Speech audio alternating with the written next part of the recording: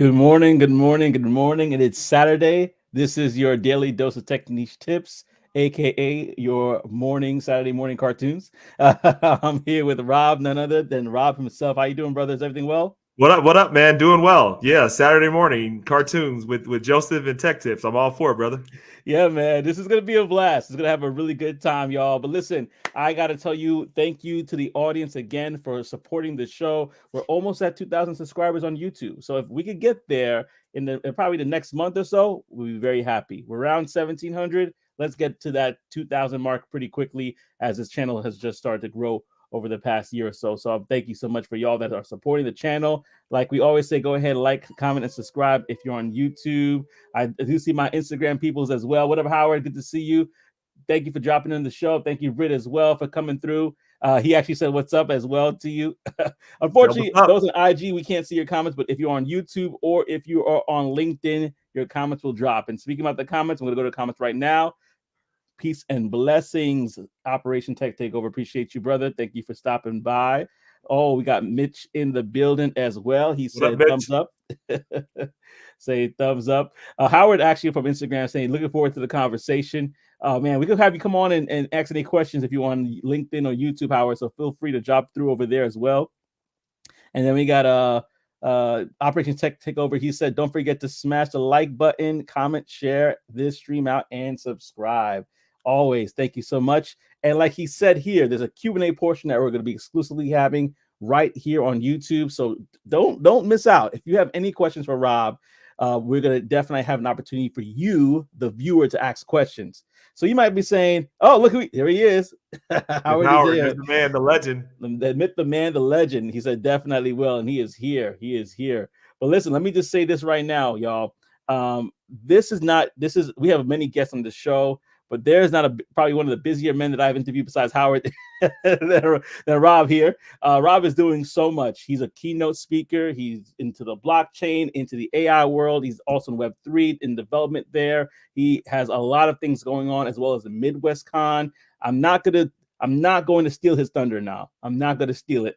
I just want to give a standing or sitting ovation, if you're depending on where you're at, to Rob. Rob, welcome to the show. So glad to have you on. Hey, Joe, it's really, really good to be here. You know, from one tech person to another. I also have a podcast, which I would also love people to like and subscribe to. And I have to have Joseph on. You're going to hear a lot of things me say over and over again is about disruption. And I'll tell you why I use that word. It has a lot to do with my story. But anyway, I'm just thankful for what you do, brother. Thankful for all of you who are taking your time on a Saturday to come listen to people talk about tech and their stories. So I appreciate you having me here. Appreciate the opportunity and looking forward to the conversation. Likewise. And so, listen, I gave you a little bit of an introduction. And good morning, Darcel. So glad to have you on the show as well. I know he's happy for this episode because he's clapping it up right now. But we met in Washington D.C. at a conference that had a huge amount of people and Techsgiving, right? Techsgiving Summit to be specific.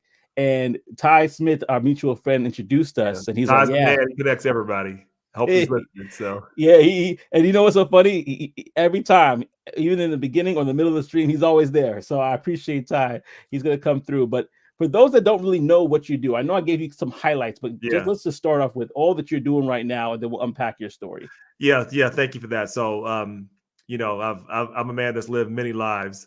So I'll tell this life right now. So I'm actually I'm very much into technology in terms of, you said it, the blockchain and AI, which a lot of people don't understand that there's a lot of intersection between that. And I'll dive more into that because everyone's in the hype of AI right now, and it is a big transformative thing. But AI will also be incorporated with blockchain in many other ways. But so I have a company called Disrupt Now on the technical side. And the easiest way to describe what we do is think Pokemon Go meets brand loyalty or events. So when people go to certain places, you're able to claim a digital collectible, collect it, but it's not for something where we're like flipping art necessarily. It's something where it'll gain you access to a product, to a discount, to an experience. And so I think the mistakes that people made within Web3 when the hype was happening with NFTs and things like that is it's similar to, and I'm going to age myself a little bit. I know I look young, but I had a little bit of experience. I was in college during the .com bubble, And now the NFT bubble, I think, is very similar to what happened there. So if you don't know, just very quickly, I want to just give people an understanding of this. During the .com, people were just selling .coms and overhyping their value, right? So do you know what business.com was valuated at, like, before the crash? Like, what do you think it was valuated at in terms of how much just owning that domain was worth? What do you think? I'm gonna put it in the chat for the audience as well. Yeah, Let us know in the chat how much you think exactly. business.com was valuated at. I want to hear your responses. And I we're do. gonna I want to hear it. I want to hear. Take a guess what you think it was valued at, and I'll come back to that because I want to have people say that. But it was yeah. over. But things were overhyped, and so NFTs, you saw that happen. Oh, I got a bear, $5 million. Like what?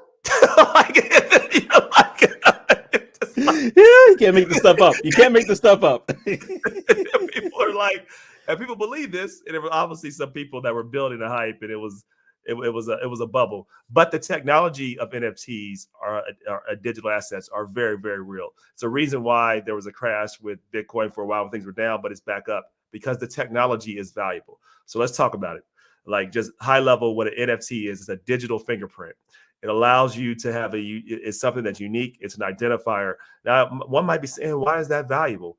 Oh, in a world where everything is going to be artificial, wouldn't you want to have verification that it came from, Joseph Smith and it's you and not somebody impersonating you? How will we know that right now? Are we going to have to just trust Google, trust a few companies who will own all the data without disclosing that? Like, I'm not anti them. I'm pro making sure we understand how our data is verified. The power of blockchain, I look at it like this because it gets confusing to people that don't understand. Yeah. I explained it very simply. Everybody understands how Google Docs works. Think of it like Google Docs without Google. Everybody has access to the data, but nobody can manipulate it. And that's why it's so important, I think, to understand why blockchain is important for verification and for ownership. And so we're taking that concept, but we got to make it easy for people. So, like, you don't even think about NFT when you get there. For us, you collect something. You might be at your favorite restaurant, your place. You claim that you get a chance to be a part of their loyalty program. So loyalty programs aren't boring. It's really gamification of loyalty programs and events, and that's what we do, right?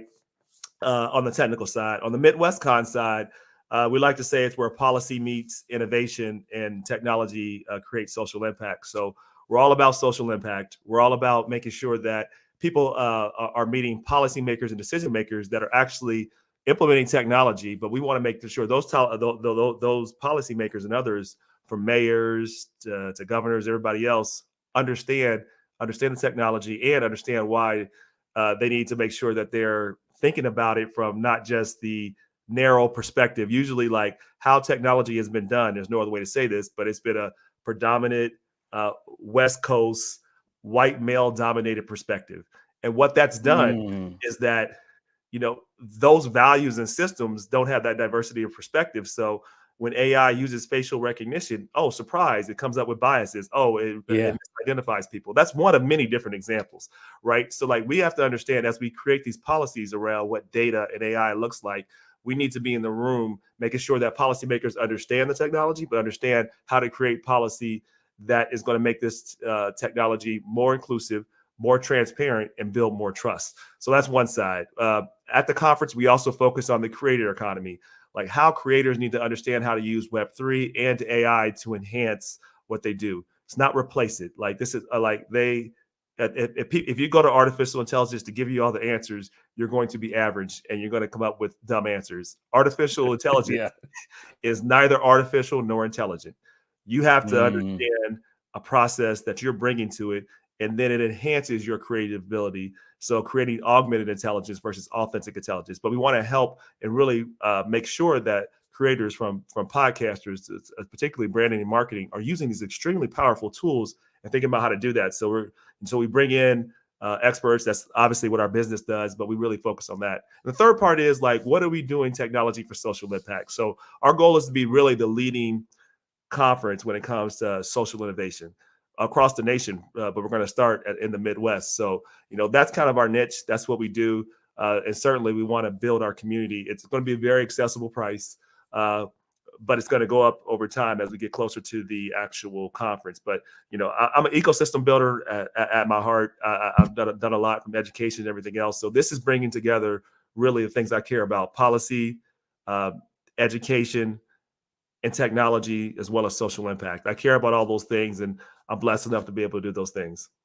Yeah, and I we're all blessed to hear it from it and reap the benefits of your knowledge, because I think a lot of people, like you said, it gets confusing. Like, what's the purpose of blockchain? Oh, I Yep, just thought it was cryptocurrency. I that's didn't. right. It's just kind of in this tunnel vision versus kind of seeing the larger scope of what this can truly be.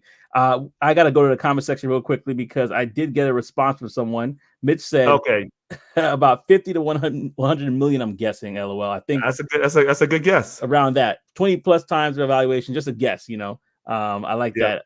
I like that. And then what, Any what, other would you- guess? what I'm would not your giving the response answer. be? He's the first one, and I'm looking at Instagram. I don't have any responses from there, but Okay. what would you say it would be in regards to that? Do you Because want me to give the you what the answer. answer was?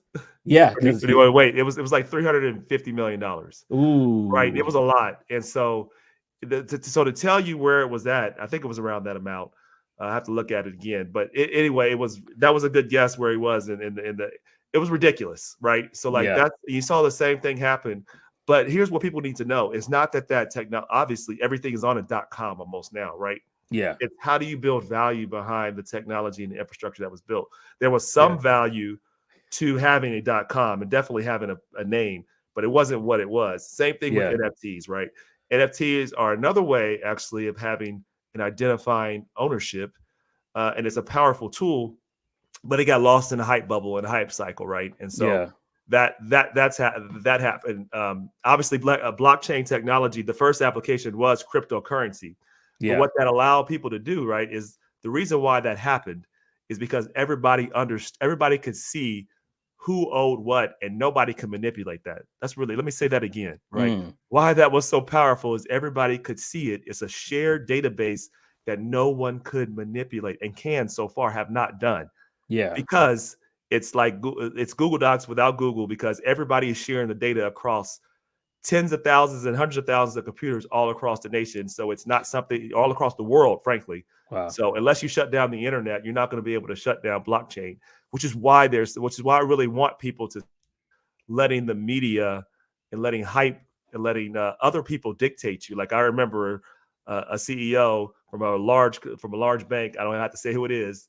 Was telling everybody Bitcoin's a scam, Bitcoin's a scam, blockchain's a scam, yeah, while they were buying hundreds of millions of of mm, Bitcoin. And now that's when the price was down. I was telling everybody, I'm not giving financial advice. Don't take this as yes, financial advice. yeah. What I'm saying is don't pay attention to what people say. Study what they do. Nothing else matters. Yeah, that is really good advice. Darcel said that price is crazy. To think that that was the price It was that what people were paying. 16,000. I bought some at 16,000 more. I was like, because I understood, but you understood the game. Like there's whole systems being built, data centers. Yeah. There are security systems because Wow. a Bitcoin structure under Bitcoin and other blockchains are the most secure for cybersecurity. So when people are over Mm, here talking about all this other stuff about like it's a scam stuff, like yes, scammers gonna scam, players gonna play, haters gonna hate. yeah. Like when anything is new and there's like so, but you need to pay attention to what's happening and the basis of the technology, because it's not as nearly as complicated as people are making it out to be. AI is Mm, actually much more complicated than blockchain, right? mm, But like I think people just need to understand that and don't get intimidated because you see these things happening. Like try to pay attention, try to read between the lines, not the headlines in terms of what the media does, because they only yeah. really promote fear and drama. They don't unfortunately give information unless we're on a show like this. This is why I like these type of shows versus being on the big shows, because these are shows you can actually talk about things and get into depth. So sorry I went down a rabbit hole. No, no, I love it. And it led me to another question though. So because there's so much misinformation out there, where would somebody who is interested in learning more about blockchain specifically right now, or even Web3, where should they find their sources of information? You mentioned the podcast. Could you dive Yeah, deeper into that? I mean, CoinDesk is a good one. NFT now has some good information as well. I mean, so those are sources that I would start with.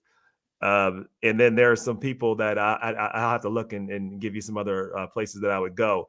But now I would look at if you're looking to see what happens, now use this as a lesson because it's not too late. Like use this as a lesson when people like literally all those banks were saying this stuff is a scam. Yeah. And they literally were waiting to get, and this was public information. Like people just weren't following. They were just distracting people headline. They were literally getting their own fund and waiting to get it approved so they could control the narrative. So this is also what I want to tell people. I think it's extremely important to know the basics of block and to know how to use and start experimenting. The best way to actually learn, so let me say, is to do. Like that's what I think. So I think even if you start off, learn what it's like to buy a little small piece of cryptocurrency. One, just to learn. Like, don't do this to figure out how you're going to make $1 million. Don't do it that way. Learn the basics by just going through a process. I say the same thing for AI. Get on and learn how to use generative AI because right now is the time to do it because everybody in about 3 to 5 years, everybody's going to have it and then it's not new anymore. So if you want to actually learn how to scale and amplify whatever you do, like this is, you really lean into these new tools because they're really transformative. For me, they've helped. They like in terms of AI, going to that, like it's helped me be able to get and produce more content, brainstorm much better. But you got to go and play with the tools. It won't replace you, but if you are a creative, if you are a writer, like I know people are hesitant and want to use it for lots of reasons, but there is, to me, my perspective, no good reason not to learn and experiment because this is the time when opportunities are created and then it's going to change again. Yeah. That's a really good point, y'all. If y'all are getting some good information, go ahead and like this. Share this with somebody else who's interested in either AI, Web3, or also the blockchain. I got to go to the comment section real quickly. Got Tech Coach Ralph in the building. Says, good morning. Just got here. Just like and share the video. Make sure you do the same. Totally appreciate you, man. Great advice, Howard says. And I'm laughing also because Tech Coach Ralph just came back and said, Rob is sharing all my secrets. No. Because here's the thing, you got to make sure that you are at least playing around with different tools, even if it's something new and you're like, I don't know how I could leverage this yet. Just go ahead and get started. Trust me, you will figure it out. Like I'm just like, I spend as much time as I can. I think people should spend a couple hours here on a Saturday and a Sunday playing around, experimenting.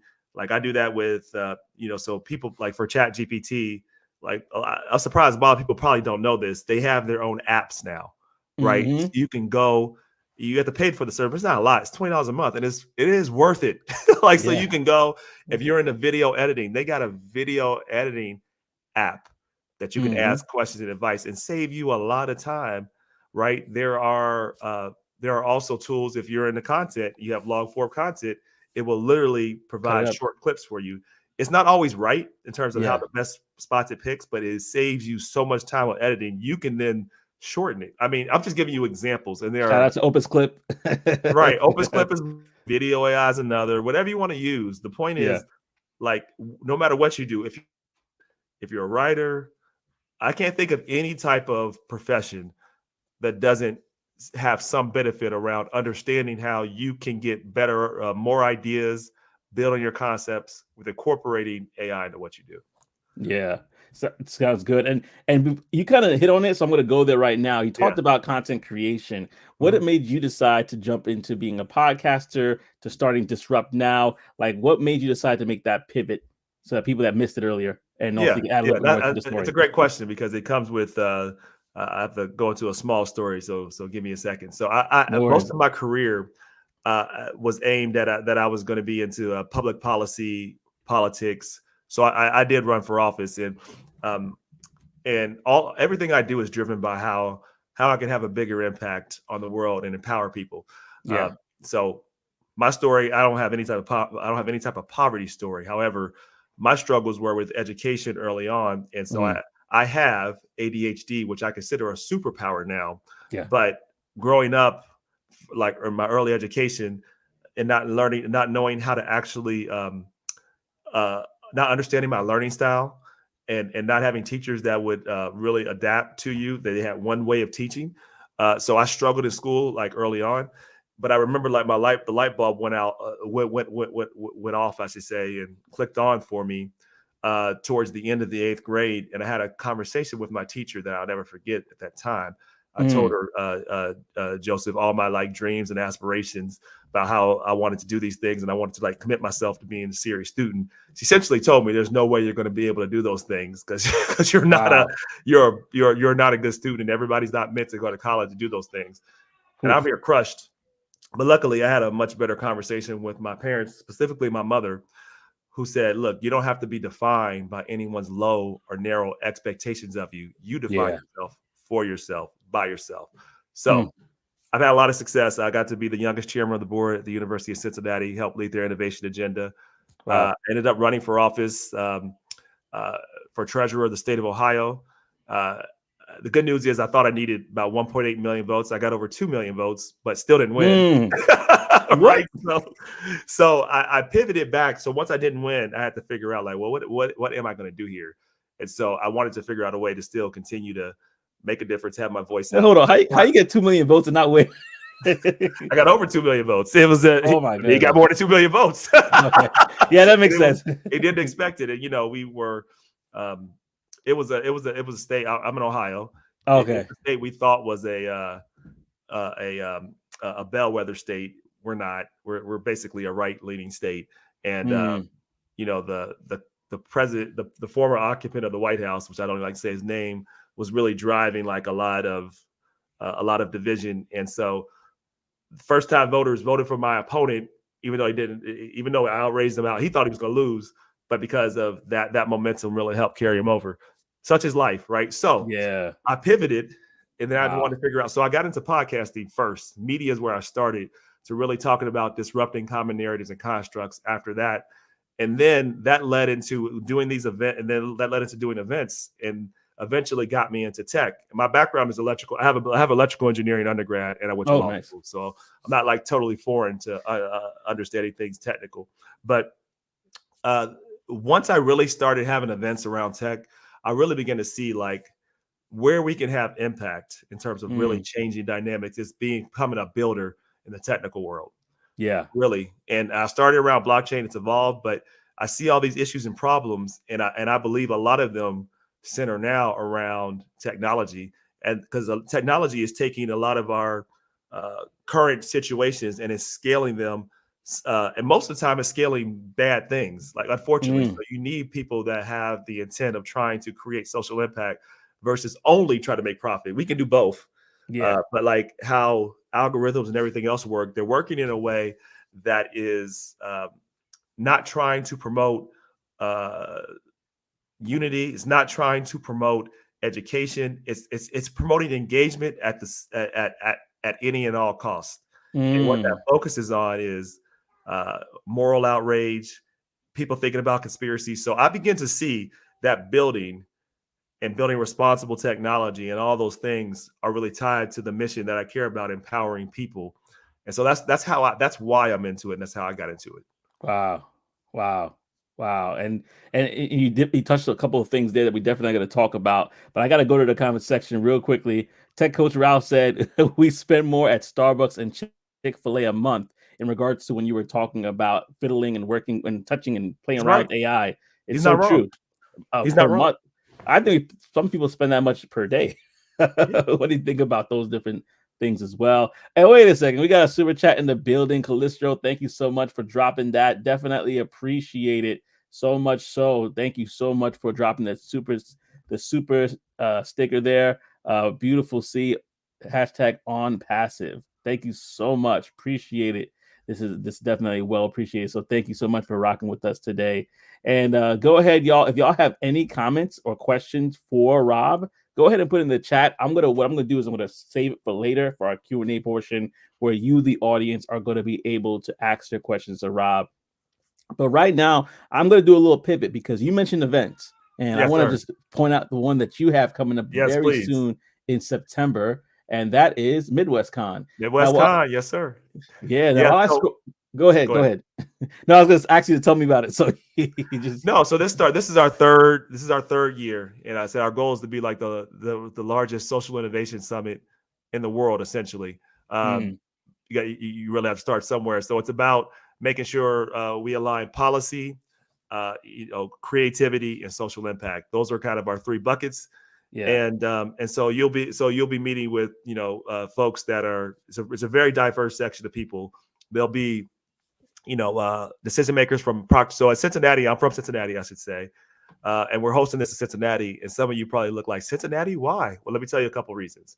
That a lot of reasons you may not know. Number one, the University of Cincinnati, which I'm an alumnus from, student body president, also got a chance to serve as chairman of the board. We're the most likely to produce unicorns than almost any university in the United States. Like that study just came out. Number Really? 2, we have two of the largest consumer facing organizations in the world. Procter & Gamble is based in Cincinnati, as well as Kroger, which is the largest grocer in the world. And we'll have decision makers and executives from both of those organizations involved in here. So we look at it as like, really starting with the Midwest, which working to be a hub there. There's a lot of opportunities at our conference, which is we're not like a 10,000 conference. Our goal is like we'll probably have 700 to 1,000 people, and we're going to have curated sessions, particularly those who get the VIP tickets and those who are early, who buy early on the tickets, because it's more important to me for you to have curated sessions. And what I mean by that is that in these smaller rooms of 50 to 75 to 100, we make sure you meet the people that are these decision makers. You get a chance to connect with them. We really try to make sure we understand what you want to get out of the conference and make it and give you an opportunity to either get leads or make deals. Because at the end of the day, like, we're going to have fun events and parties and all that, I promise. But the goal is, if you come out of this and you don't have any type of opportunities for leads, any type of opportunities for additional business and knowledge and connections, that is the point of conferences. And I know a lot of conferences focus on who is the latest celebrity there and all that stuff. Not our focus. Like, we're not that conference, right? So like, it wouldn't be the conference that you should go to if you're looking to, see who the biggest celebrity shows up. That's not us.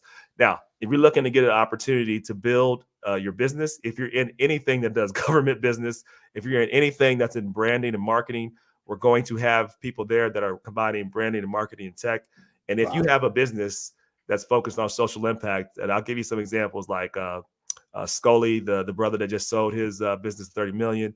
We're finalizing him to come on because he's going to talk about his new business using AI to help workforce development. If you are, I think we're finalizing Rodney Williams. He's about there, but he started solo funds to interrupt and disrupt pay loan lending, to have peer-to-peer lending.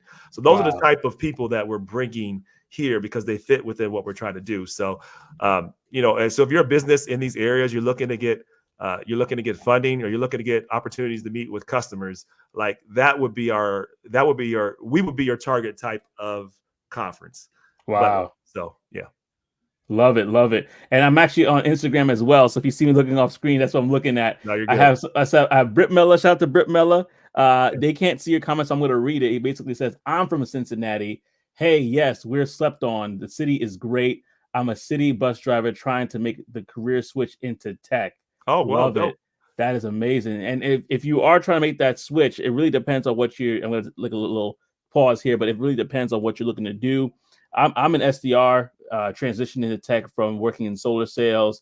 If that's something that you're interested in doing, you could check out different courses as well. Like, I did course careers, there's level careers, they even do software development, as well as even things that are not really technical at all, like HR and things of that nature. So if you want to check that out, just come over to the YouTube channel and we could definitely, check out, it's in the description, any of those courses that you're interested in taking. I'm going to open up some other courses as well for people that I sort of endorse based off my experience in evaluating them. So whatever interested you have, just definitely reach out, Britt Miller. Thank you so much for that comment. I definitely appreciate it. Yeah, and I'll just to encourage Britt too, like, don't get discouraged. People will try to put you in a box and say, like, why do you think you can do tech? A whole bunch of people that didn't have technical backgrounds do a whole bunch of technology. So you need to work with the right crew. Definitely go to Joseph and people like that will help encourage you, because your community will help too. Yeah, that helped me out a lot. That helped me out a lot when I was going through it, because there were some other people. Shout out to the Whartons as well, Tia and Justin, that were trying to transition at the same time we were, having that camaraderie. Tech Bag Trey as well, other people that we had like a group around. Even the camaraderie right now that we have with Ty Smith, for example. Absolutely. Like, as you grow, Howard as well, you know, everybody that's here from Scott to Mitch, to Tech Coach Ralph, everybody that's here, like your community will grow. And it's always good to be in support and also camaraderie with one another and try to help spur each other on. So speaking about that, if you see Tech Coach Ralph, he has a YouTube channel as well. So go ahead and check him out. He's here blasting up my stuff right now. But go ahead and let me say one other thing Tech too. Coach Ralph. Yeah, go a ahead. big part of what we do with MidwestCon, if you've ever done a hackathon, we have a hackathon around multiple levels from gaming to design. So if you go to Future of Data Hackathon, click on that real quick. Yeah. And so we also have, even if you've never done a hackathon and you want to focus on like social impact and things like that, we're going to have coaches from we're going to have developers and others help you work through it if you want to do that too. So for hackers anywhere you want to come join us, we're going to have a whole bunch of prizes from cash prizes to other prizes from corporations, from AWS to many, many others. So that's also something specifically. We're talking about the Future of Data Hackathon. So you can both do hacking within the AI section or blockchain or both. So, and you can focus on social impact. So you don't have to know how to even do coding necessarily. If you have a concept that you want to design, we can end up figuring out how to get you on a team to help come up with the concept too.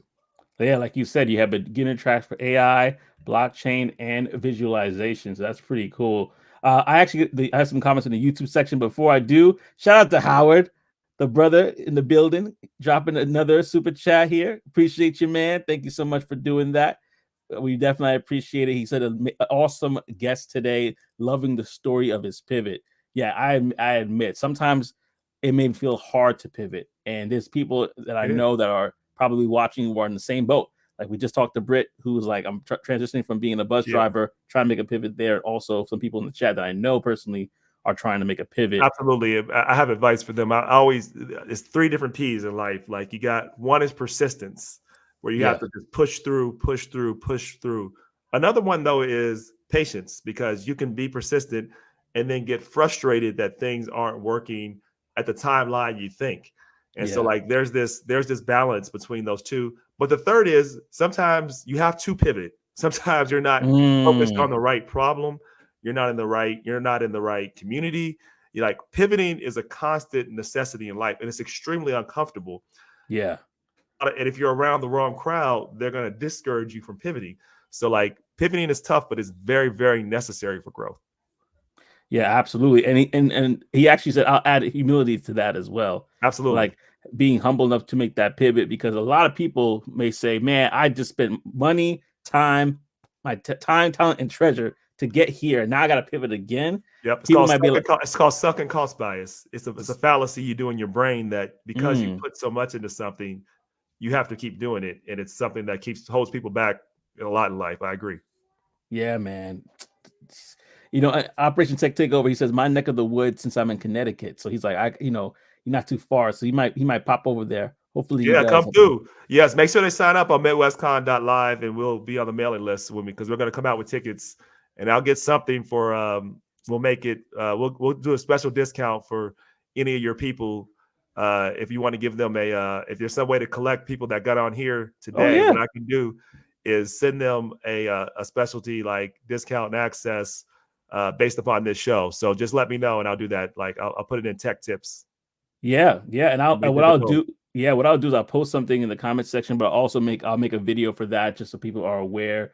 Because I would love to have more people here, because what you're doing here with policy and that's something we could talk about for sure. Listen, y'all, I'm not even going to make it exclusive to YouTube today. This is a all out family affair. So if you're on Instagram, if you're on LinkedIn or YouTube, we'll just keep it running today, because this is real good.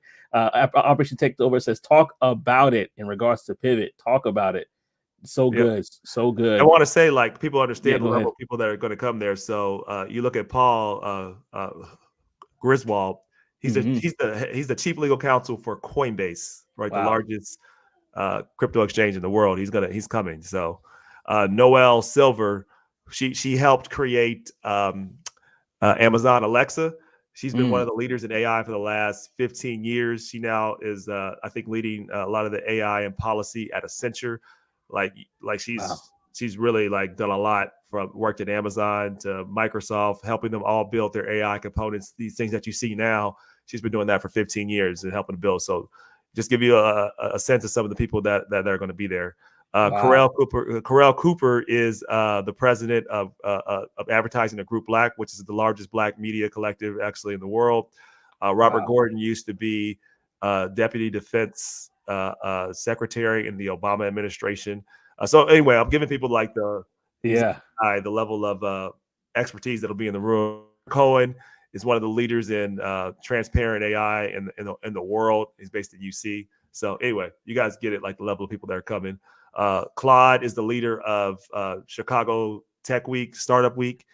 And so he's going to come there. So again, we're connected to the Midwest. So that's beautiful. In fact, I work in my company does AI for contact centers for different organizations. So this right here is really, really good because we have to get these minds together. exactly. Policy is going to have to catch up to what we're doing, because eventually, you saw what happened recently with, I won't say the company's name, but there was an issue with personal information, and AI being used, and it was a big issue with this company. And so policy is going to be formed around this eventually. They're starting on it already. So having these conversations, being in the same room, is paramount, especially if we're looking to be in the space and grow. But let me go back to the comment section because it is roaring here. We have Howard. Yeah, he was like pivoting for sure. Yeah, he was talking about pivoting earlier. And then persistence, patience, and pivot, Darcel says, all great pillars to refer back to frequently. Love it. We got Danny Boy in the building. Danny Boy says, I've been in sales my entire career, but I'm looking to pivot into fintech and blockchain industries. Where should I start my search? Ooh, I mean, I would tell him to start his search on I would have him just have him email me. Like I'll have him email me, because I can point him to a few directions, because there's so many in fintech and blockchain. I would ask him a few questions there, but I would just say get involved with the community. It could be Solana, it could be Ethereum, it can be like get involved in some communities and just start asking questions about it. Like, so I'm not a big lover of X, Twitter, whatever they're calling themselves, but this is but there's a lot of great communities really on there to really kind of like grow and learn from. So and I'll give you a few. It just depends upon like that's a really broad term in terms of saying like fintech and blockchain, because there's a lot of things you could do in there, right? So it's to me, the first thing I would do is do even some basic research about those areas in sales and go on to YouTube. That's probably one of the best places to actually check out.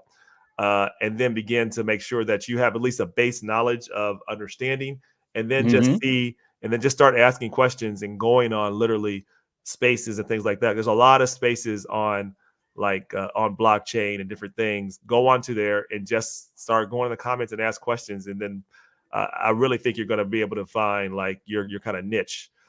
It's also worth going to some conferences. So like I would say, it's a little late now. If you're looking to go into blockchain, NFT NYC is probably one of the main ones. Obviously, you can come to our conference. There'll be people that you can meet within sale, like, because it's such a broad thing you're saying about terms of sales. So there's a lot of ways to really do this. I would also say Joseph, like literally he has some courses. Like if you're looking to get into sales, like the same thing that applies in blockchain and fintech apply to all of tech. Like you got to understand how to have a conversation in tech. And then you can approach how to sell it. So I would say definitely go to his go to his courses, because they'll probably have some good advice. Finally, there's a book I would recommend about how to actually go up that it applies to sales across the board. It's going to sound counterintuitive, but giving out free game here. It's called Never Split the Difference. Book I would read. I've heard of it. You read it before, Joseph? No, I've heard of it. It's on my list. You should read it, because it teaches you, I think, a more effective way to go about any type of negotiation or sales. So that's my advice. Love it. Love it. And if you think about courses specifically, because you do have an extended background in sales, I would recommend a course from Kevin Dorsey called Leveled. It's part of Level Careers, but it's an account executive course where it teaches you about the entire sales cycle, teaches you about the terminology in SaaS. And if you don't know, Kevin Dorsey is like an SVP level three times over, he has built sales organizations from the scrap to become multiple $1 million organizations. What's the name? I need to know that name too. What's the eight, name? 9 figures. It's called Level Careers, Level Levele. Careers. Okay, it's And a his book. name, it's not a book. It's actually a course. Okay. And his name is Kevin Dorsey. He's pretty big in the SaaS industry when it comes to tech sales. But yeah, let me go to Instagram. I'm gonna come back to you. Let me go see if Instagram had anything. No, Instagram is good. But yeah, Tech Coach Ralph actually had something he wanted to add on to that. He said having the right strategy to transition is also important. I see a lot of frustration, but no game plan. No game plan. That's a good point. Yeah, was that a question? I think it's like a statement. Yeah, I think that's true. But I also say the best strategy is to start, right? To pivot. So like a lot of people will. The other side of that is that they'll plan and think about ways that things could not work out and things like that. So I think it's a balance between having some idea of where you want to go. You definitely have to know where you want to go and why you want to go there. Like that to me is the most important part of your strategy. Then you figure out, okay, who are the top 2 or 3 mentors that I need to reach? And there are people that I guarantee you, there are people that are local in your community that can be people that you can connect with. Figure out where they are and go try to reach them out and try to provide value or and some people just like to actually teach people. Just say you're interested in learning, go out and do those things. That to me is the best strategy. And then you will gain it because there's no strategy is something that's a living, breathing thing. Yeah, that's really good advice. I'm laughing at the comment section. I'm sorry. Did I say Connecticut? I meant Kentucky. If I said Connecticut before, I probably was looking at Instagram and saw something else. So I apologize about that. But you actually addressed this earlier. You talked about different events happening. You mentioned yours, obviously, being in Ohio. You mentioned something in New York. Is there anything else that you want to add to the events that people could check out? Not off the top of my head. He asked, do I have events in the East Coast? I had more a couple years ago. We're probably going to start having more in 2025. Yeah. But we went back and tried to just get more organic growth. But in the East Coast, I mean, if you're looking at blockchain, NFT, NYC, I would definitely go there. CES is not that's in the West Coast usually, isn't it? CES is a really good conference that I would go to. There's obviously South by Southwest, but you go to these places though, you have to have a strategy when you go, especially bigger conferences you can go there and just waste money. So make sure you go and have connections and you think about people that can lead you to the right people. Otherwise you can end up spending money and not getting much out of it. Yeah, and it goes back to the strategy that was, I guess, what Tech Coach Ralph was alluding to, and this is what he mentioned too. Like, what role you're looking for, like being really specific about who you want to talk to when you get into these rooms. Like you said, you have curated, breakout sessions and opportunities there. Like being very strategic about what you want to do is so important. And reaching out to people too is like social media is great, but then don't give these DMs without any context. Like, if you're going to reach out to people, show them that you've done some research on them and show them how you can provide them in some type of way. Like as you're reaching out to people that can help you, because I can't tell you how many DMs all of us probably get. It's like, oh yeah, I like what you're doing. Can we connect? Don't send those type of DMs. That's a non-strategic DM. Like be specific about what you're looking for and how you want to connect. And because these general ones will get ignored. So true. Yeah, be specific. People's time is very valuable. So you want to make sure they understand what you want out of that conversation. Yeah, and I got Howard back again. The man. Everyone should be a prompt engineer to some degree and use that as an entry point also for those looking to pivot, leveraging your existing skill. We didn't even talk about that, but that's really the thing that a lot of people are talking about is being a prompt engineer. Could you share what your thoughts are on this subject? I agree to an extent. I think what you have to do, in a world where everybody's where automation is being automated. Yeah. What can't be automated is you, right? What makes you unique? So like really building your skill sets and understanding like the frame of thinking, because you become a great prompt engineer. I think you should understand how to do prompt engineering, but that's even something you can learn to do and teach the AI to help you do that. So you can learn that. You can learn that. So you have to think like you being precise about how you describe a problem and how you're looking to get it resolved. But I think that comes with really understanding what problem you're solving and what you can do uniquely. Like, how are you being, like one of my friends, Lisa Fancyfied, she's big into the crypto space. She recently had a big event in Washington, D.C. about authentic intelligence. Nobody can replace you. So what is it that you do well? What is it that you're passionate about? And then how can you align that using artificial intelligence to help you amplify those things?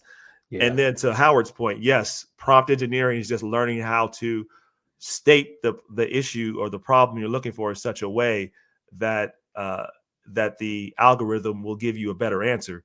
But some of that takes truly practice and just framing the problem and bringing it up, right? And going through. This is why, like, the best way to become good at this is by doing it. Like, it's like really getting out there and start experimenting about what that looks like, right? Because it's I think that's the best way to do it. But prompt engineering is important. I think what's most important is to figure out, like, what is it that you are trying to, what problem are you trying to solve? How can you create some unique impact based upon your natural skill set and who you are? Because what I did for when I started too much in the tech world is I focused mostly on the tech and not on what problem that I'm solving and who I am uniquely. Because technology is simply a tool for execution. It is not replacing. It doesn't solve a problem itself. You have to. It doesn't create you. You have to know who you are and what problem you're solving. Otherwise, you can garbage in, garbage out. You can put a bunch of stuff in there that doesn't provide any value to anybody. Listen, y'all, that was a gem. Listen, y'all need to go back to that part, rewind that again, put that on while you're going to sleep. That was a gem right there. You listen, how can you solve a problem versus just getting in here? This is so good. And then I know that Tech Coach Ralph was sharing a couple things. He mentioned that, Operation Tech Takeover says Chris Voss is a monster. And of course, Tech Coach Ralph mentioned the book, Never Split the Difference.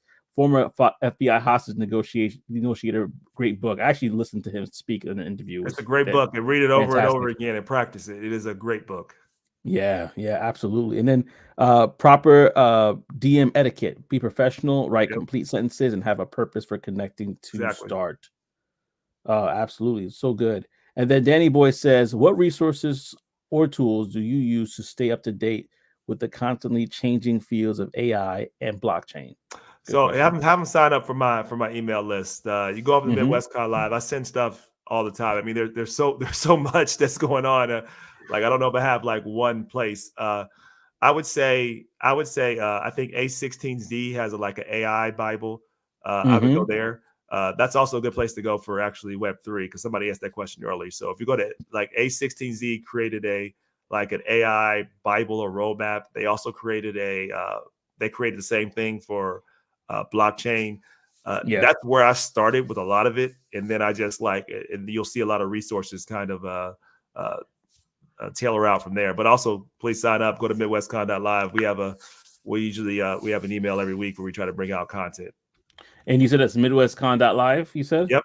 All right. So you go there and just sign up for our list, and we'll send you all this stuff. Okay, perfect.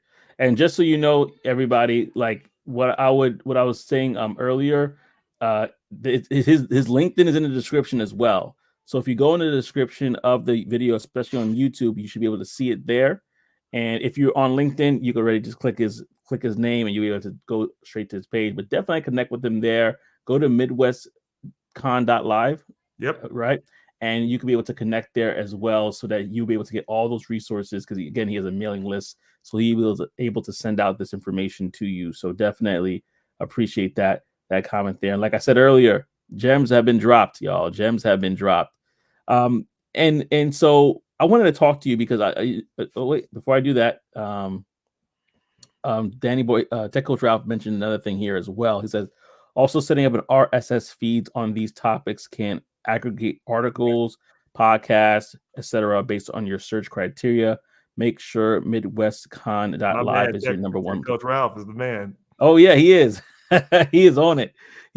But it's so true. Like back in the day, we used to do Google alerts, right, for these things. But nowadays, especially utilizing AI, there's ways where you can find this information pretty quickly.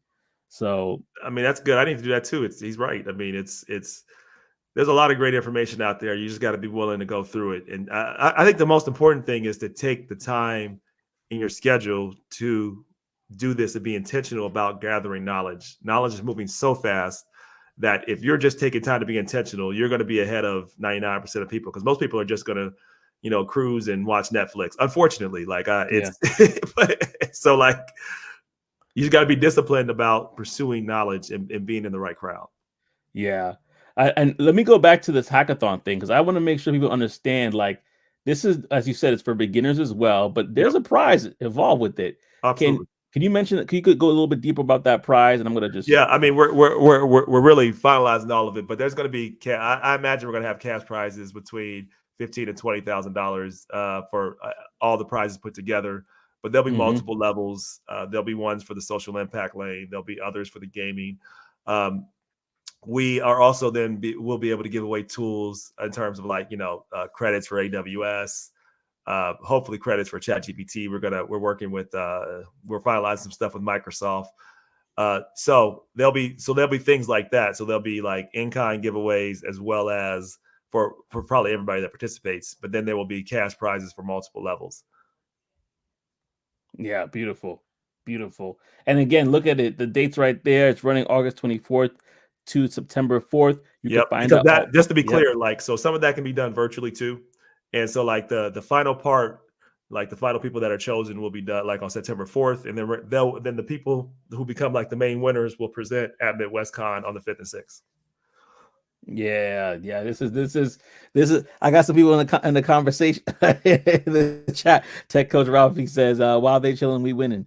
Then he might get on to this. He's like 15, 20 grand. I was looking at the fact that you could present your, in front of investors and top industry leaders, worth its weight in gold. And then Mitch mentioned as well, yo, let's do this. I think they're gonna collaborate on this event. Is it individual, or is it could you You can collaborate in do like a teams. group? You can do teams. Yes. Okay, cool. So that's definitely something to check out there. And again, go to midwestcon.live Yep. and you'll be able to have access to all of this. You'll be able to also have access. I'm gonna put it in the YouTube description, but you're gonna be able to also have Appreciate it. access. Oh yeah, absolutely. To the information about the hackathon as well as the conference itself. Oh, we got a friend here. We got Ayana. Ayana's in the What up? What up? building. Good to see you. Good to see you. She actually spoke recently on a panel for Women's History Month recently with Yeah, I'm Breaking the Tech. I participated a little bit in comment and supported her. So Yeah. good to see you. Yes. The Yeah. first So lady of the Smith family, or Ayana. yeah, that's right. She's like the man, the myth, the legend. Rob is in the building. And then Operation Tech Takeover says, Ralph, with your knowledge and articulation, being on stage is perfect for you. Oh yeah. By the way, Tech Coach Ralph. I'm going to shout out him out right here. Let me bring him up so you can see him. He is senior QA analyst and other things as well. And so he can apply to be a speaker, by the way. So just fill out if you go to Midwest, there's a place. If you go back to the site, yep. If you want to just you go back to the MidwestCon, there's a way back there. Hopefully there is. Yep. Perfect. If not, I need to fix that in the site. But yeah, if you go down and see where it says speakers, yep, apply. Boom, people can apply. So we're gonna close that out in about 2 or 3 weeks. So if anybody on here is going to be a speaker, let us know, because we love Howard. to have you on. If you're not, Tech Coach Ralph, definitely check that out as well. I know you're down in Miami, but definitely check that out as well. I'll be down in Miami soon anyway. So anybody down in Miami, I'll be down there April 18th through the 21st. So anybody else, let's meet up.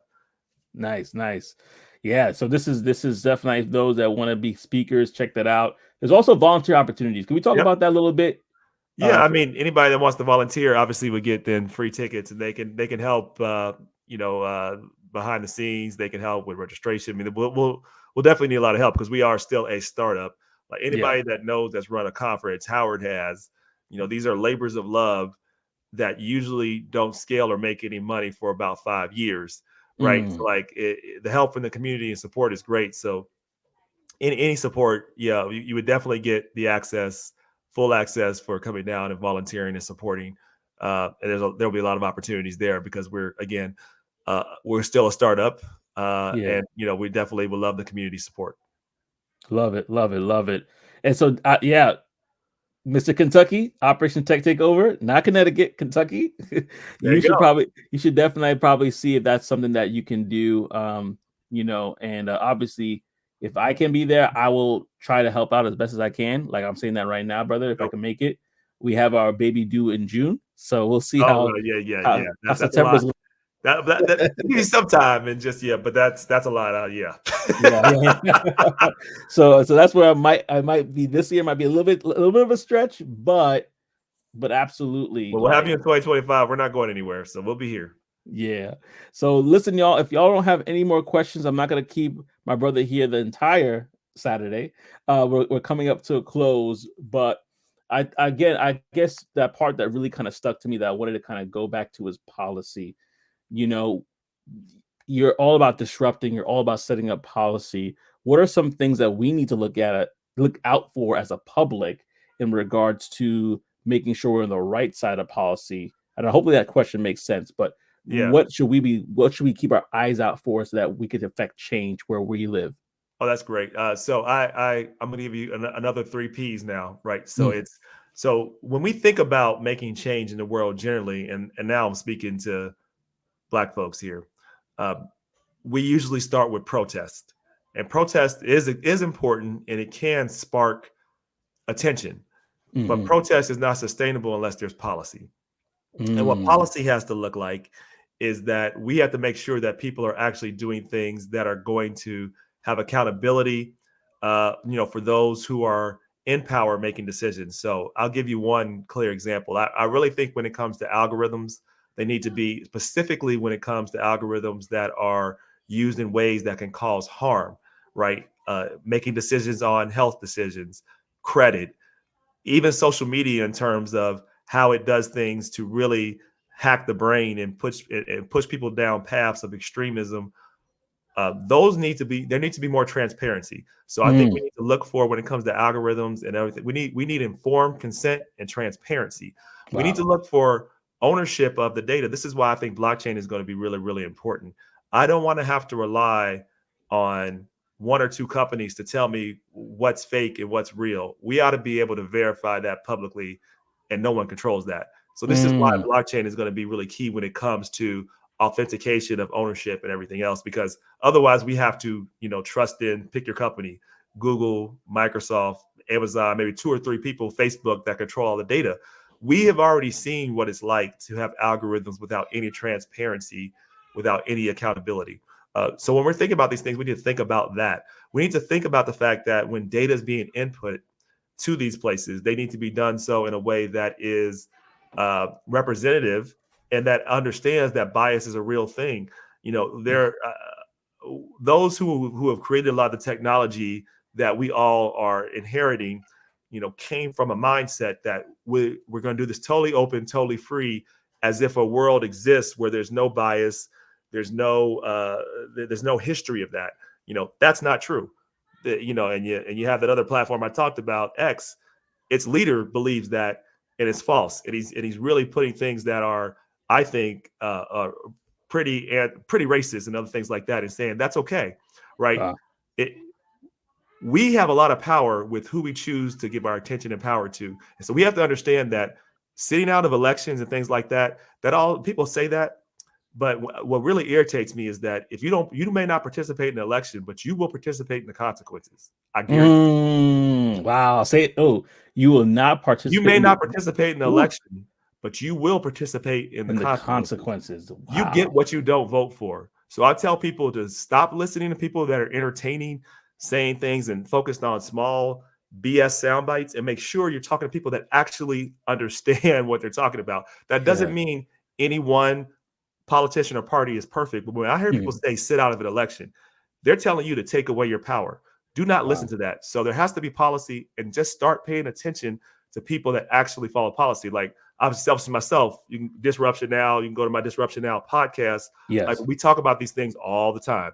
Maybe it's not the most entertaining, but it's very important. So I talked about protests. We must have policy that is transparent, and we have to fight for that consistently. It's not 1 or 2 elections, and make sure you're holding accountable to your local communities. that they're doing these things. And so there's the protests, there's policy, but these two mean nothing without power. Okay. Power, and we have power as a community. We just don't always claim it, and we let others diminish our power, and we get distracted. Mm-hmm. We're not poor anymore in terms of we're poorly organized. Yes. So we have power. It's going to take consistency, and we can't divorce policy from power. Because I know people like to trust me. There's a reason why people spend billions of dollars to influence an election. It's because who's in charge matters.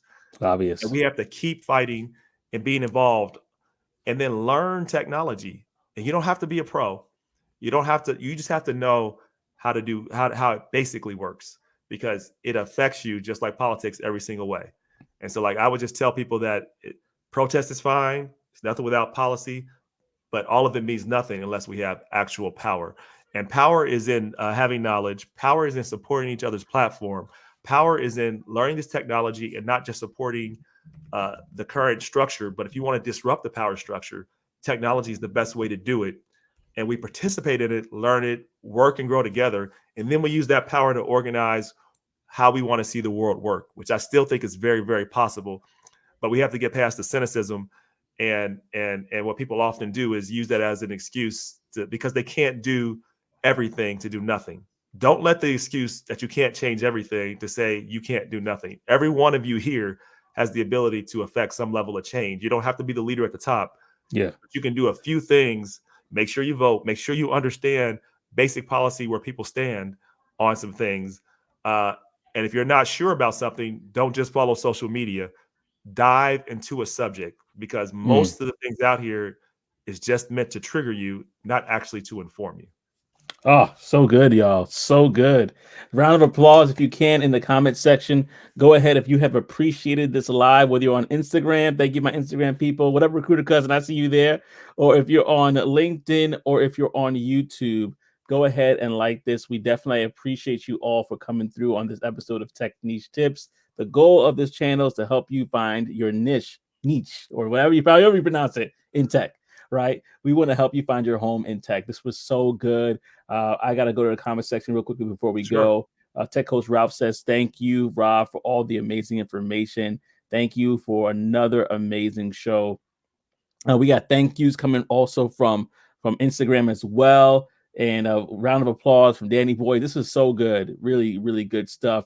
I was thinking to say, get this brother in the White House now. I'll say election 2028, but it might be a little too soon. You kind of pivoted already. So I don't know if you want to do it, affect change in that way. But hey, you never know. May never be too late. We got let's build together in the ecosystem, and we can change anything. Let's do that. That's right. That's right. Absolutely. Absolutely. Totally agree.